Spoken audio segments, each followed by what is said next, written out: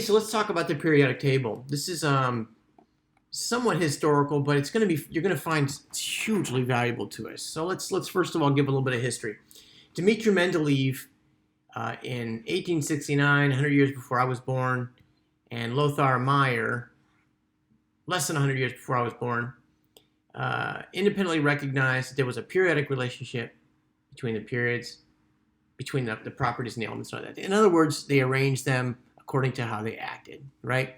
So he found that lithium, sodium, and potassium, they're all shiny, they conduct heat and electricity well, and they have similar chemical properties. So he said, all right, let's put lithium, sodium, and potassium together in a group, right? Let's arrange them. And calcium and strontium,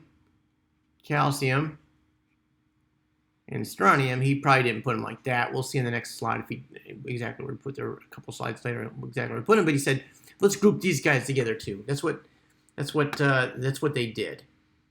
Actually, both of them did that. Dmitri Mendeleev mostly. So Mendeleev used this table to predict the existence of elements below aluminum and silicon. And amazingly, just a couple years later, gallium and germanium were discovered and really put an exclamation point behind Dmitri Mendeleev's work. Incredible. So here's the picture of the first periodic table. And he said, all right, so apparently he had some way of finding out that or hydrogen had one proton. No, it weighed about 1. Lithium weighed about 7. Sodium weighed about 23. Potassium weighed about 39. Calcium, is that calcium or copper? Weighed about 63. That'd be copper, I guess, right? No, it must be calcium. Rubidium weighed about 85, right? So he put them all here in this group. In group 2, 3, and so on. Really incredible. This is the first periodic table, and there's Dmitri Mendeleev. I don't know what year that is. It's going to be like in the late 1800s, right? So the modern periodic table now, it became apparent that they were not by masses, but by atomic numbers. And that the periodic table of the elements, or the periodic table of the elements was due to their properties. And I don't think I want to say anything else. I do want to call attention to this. The periods are the horizontal rows, and groups or families are the vertical columns. So periods look like this, and groups look like that. Okay? So let's look at this in a little more detail now. We have all of these yellows are metals. Those are all metals. Those are metals. Here's non-metals, right? Because they're green. Can you see that there?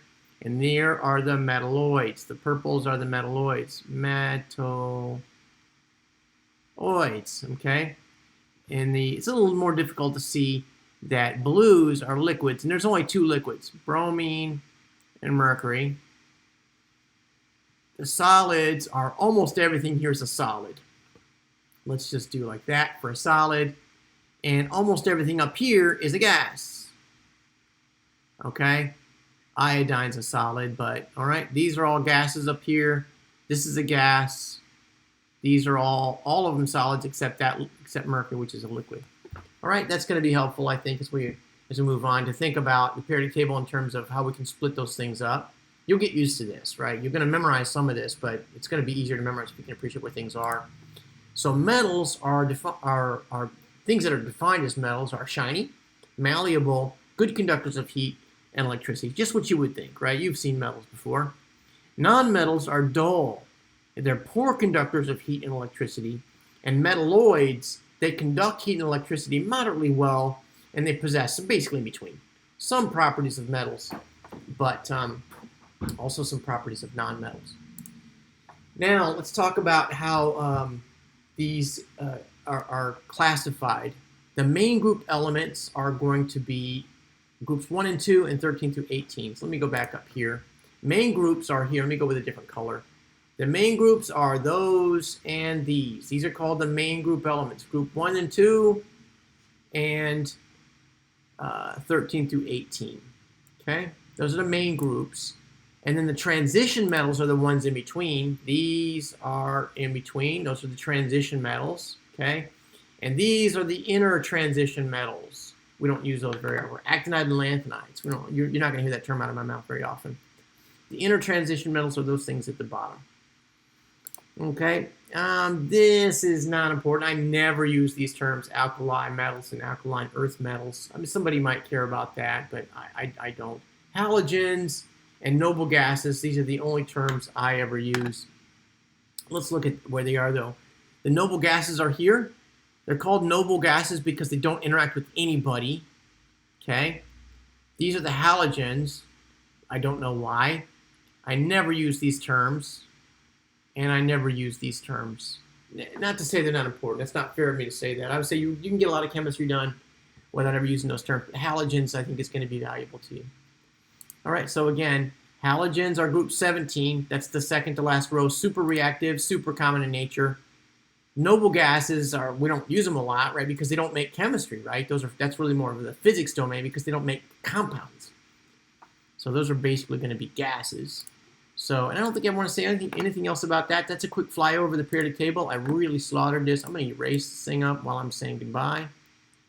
Get rid of all that stuff. And I will say, all right, so that's an overview of the periodic table. Hope that's helpful.